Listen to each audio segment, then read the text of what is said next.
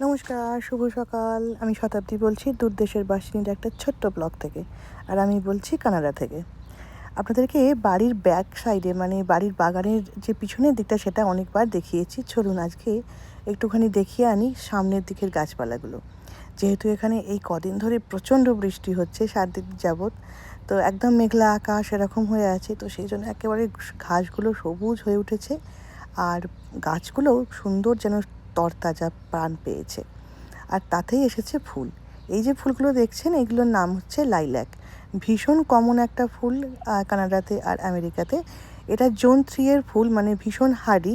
এই গাছগুলো এত ঠান্ডার সময়ও কিন্তু মরে যায় না। আর এগুলো হচ্ছে পেরেনিয়ালস, মানে এগুলো পরের বছর আবার কিন্তু ফুল ফল নিয়ে ফিরে আসে আর কি। না, এখানে কিন্তু কোনো ফল হয় না, শুধু একটা সুন্দর গন্ধওয়ালা ফুল হয়। আর এই ফুলগুলো দেখতে ভারী সুন্দর, অনেকটাই কিন্তু হাঁসনুহানার মতো। আজকের ভিডিও কেমন লাগলো জানাতে কিন্তু ভুলবেন না। ভালো থাকবেন সবাই, আবার দেখা হবে।